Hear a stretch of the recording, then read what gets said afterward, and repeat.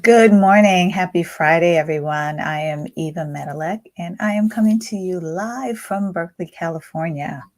So, there's a lot going on in the news this week, and all the time, it seems, whether it's political or, another cop shooting an unarmed Black man, or just things that I hear in my everyday dealings that still emphasize the fact that we still have a long way to go when we talk about race and racism. So, where do I begin? I want to begin telling you a story. When I was pregnant with my first child over 35 years ago, eek, 36 years ago, I guess it would be if she's 35. Very early on in the pregnancy, I was having some health issues. And it was very similar to what Princess Kate went through. That I forget the name of it because as a Black woman, it wasn't taken that seriously for me, but I just couldn't keep anything down. I was vomiting all the time and literally sick at both ends. And I ended up in a teaching hospital in Long Island called Long Island Jewish Hospital. And I remember, being scared. I think it was only 8 weeks pregnant, being scared in that hospital. And, Long Island Jewish, so Long Island Jewish Hospital. And the doctors were discussing me behind that really thin curtain of privacy, because, yes, those discussions are really private behind a curtain. Duh. And I remember them saying to me, I mean, not to me, but to each other, um, you know, 26-year-old, what did they call me? 26-year-old intelligent Black female. And I remember thinking, okay, what is the other option here? Stupid Black female?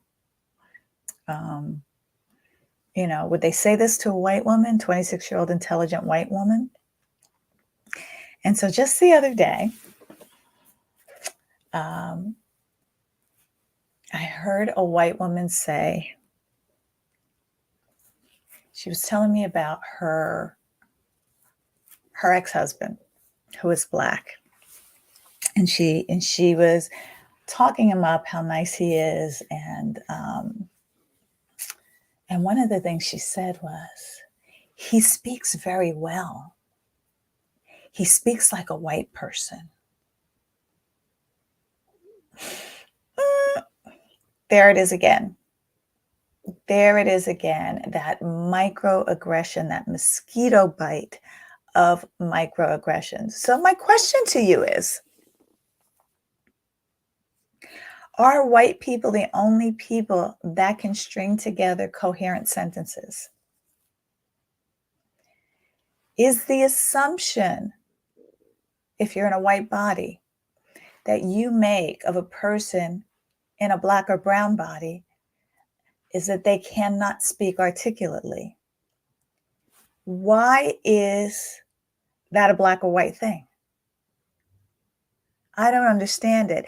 And regardless of the dialect or accent that a person may have, depending upon where they grew up in the world. I mean, there's specific New York accents, Long Island accents, New Jersey accents, Southern accents, Northern, near the part near Canada and the United States. There's all kinds of certain dialects and accents based on where we grew up, where we learned to speak. And so if my accent or dialect is different from yours, does that mean I'm any less intelligent or articulate? These are really important questions to ponder so that you can become more self-aware of the assumptions. I've heard that so many times in my life. You're so well-spoken. You're so articulate. Why is that surprising? You know, to me, it would be surprising if, like, girl, you're dumb. Nothing that you're saying is makes sense. That should shock you. That should shock you. And there's a lot of articulate, complete idiots out there. And what I mean articulate is that they speak very well. I used to date a comedian many years ago, and he used to look at people and say, you do a really good imitation of an intelligent person.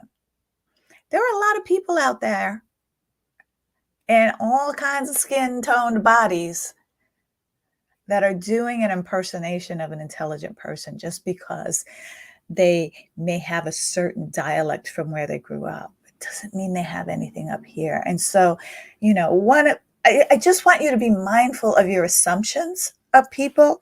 I've heard that said about me on the telephone. You don't sound black. Well, how the hell am I supposed to sound? I grew up. I went to school. My parents sent me to school. I got my education all the way through high school. I even did post-high school education to become a dental hygienist and get certified. I'm not a PhD. I am not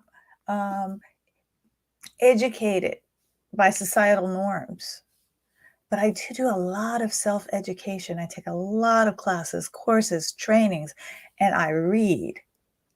That makes me intelligent, regardless if I had an accent like this or if I had an accent like from New York or New Jersey, like whatever I want to put on, doesn't necessarily give you an insight into my intelligence. You've got to listen to the quality of the words I'm speaking, not how I'm speaking them, because I stumble a lot over my words, and I stutter, I stumble, I fight to find the right words, and it's something that is historically in my family, in one family branch of mine. And we all kind of stumble and struggle for the right words, and we kind of trip over our own tongues and lips sometimes, and we joke about it in our family. Doesn't mean we're stupid, doesn't mean we're not intelligent. So that was my rant for Friday's intimacy of race. And now, this is Easter weekend.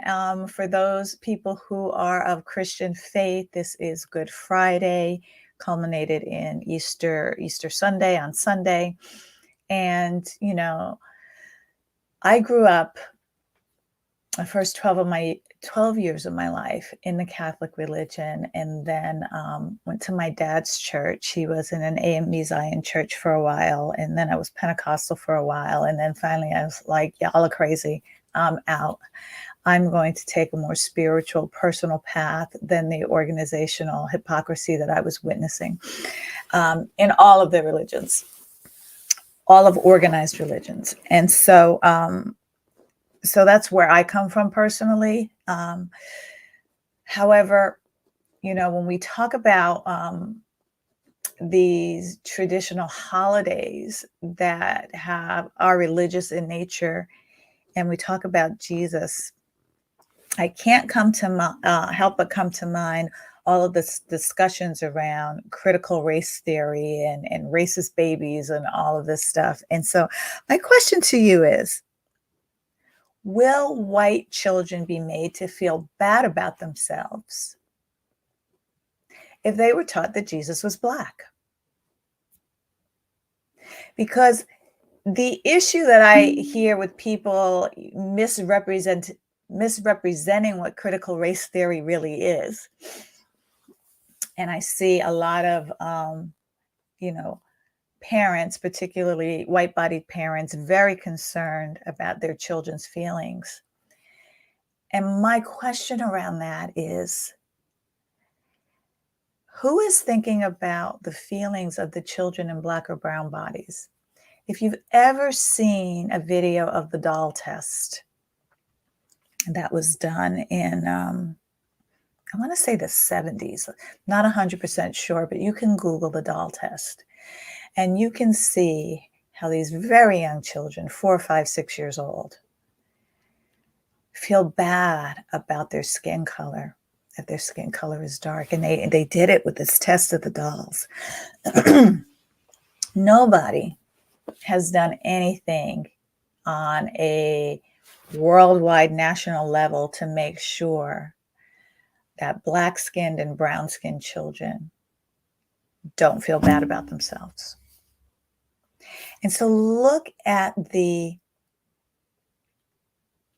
areas in our systems that are always, always, always putting white needs and feelings above Black minoritized folks' needs and feelings.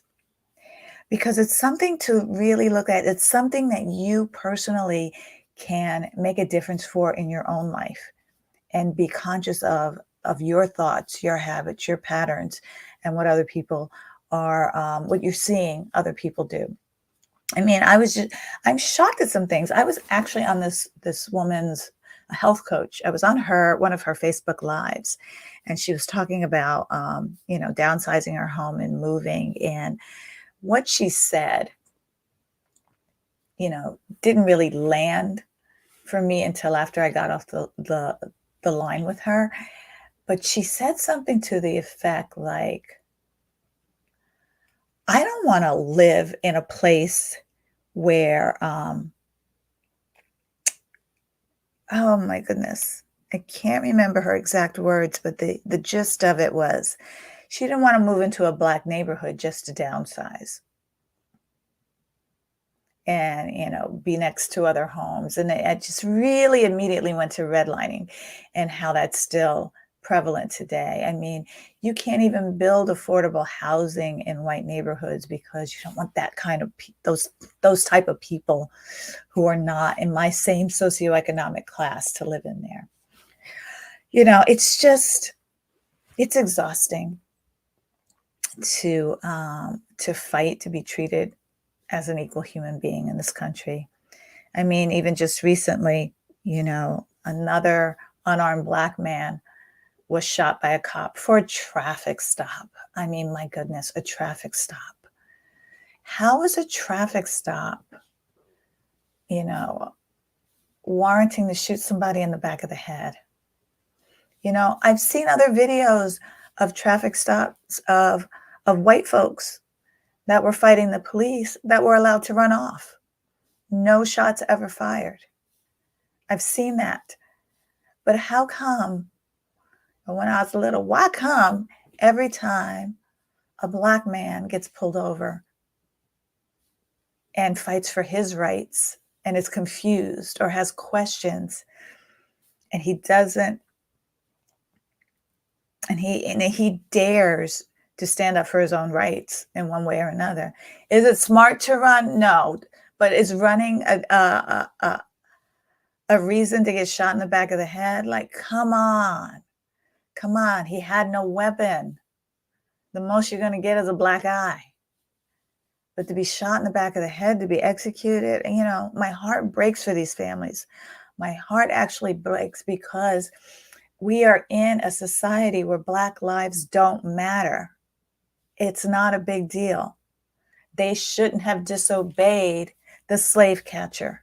That's the bottom line of it. They shouldn't have disobeyed the slave catcher, and this is what they get, and they deserve it. All of those things are deeply, deeply disturbing because it's not equal across the board. Shoot everybody that you stop for a traffic stop then, and they resist in one way or another. Shoot them all, if that's the policy. So that's my rant for this Easter weekend. But it's just something I want to bring up in the hopes that you all just be aware and mindful of your language, of your assumptions, of what you think about people who look different from you. And, why is that something to be feared, especially when it comes to Black and brown bodies?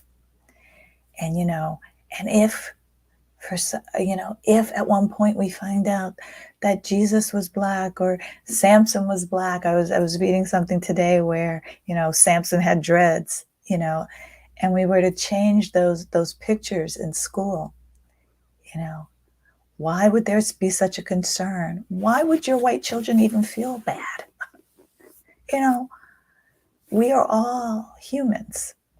So kind of a messy, all over the place live, but given with love and respect. And you know what? If this video resonates with you, please like it, please comment, please share it out. If you know, have someone that you know might be able to benefit from just some of the thoughts that I brought up in this live. I would love if you would like, share, comment. Much appreciated. Have a beautiful weekend, whatever it is you celebrate. I won't see you next week, but I will be back with a special one on the 29th, another Minority Business Spotlight. So be sure to tune in then. It's every Friday at 9 a.m. Pacific. Thanks, guys. Bye.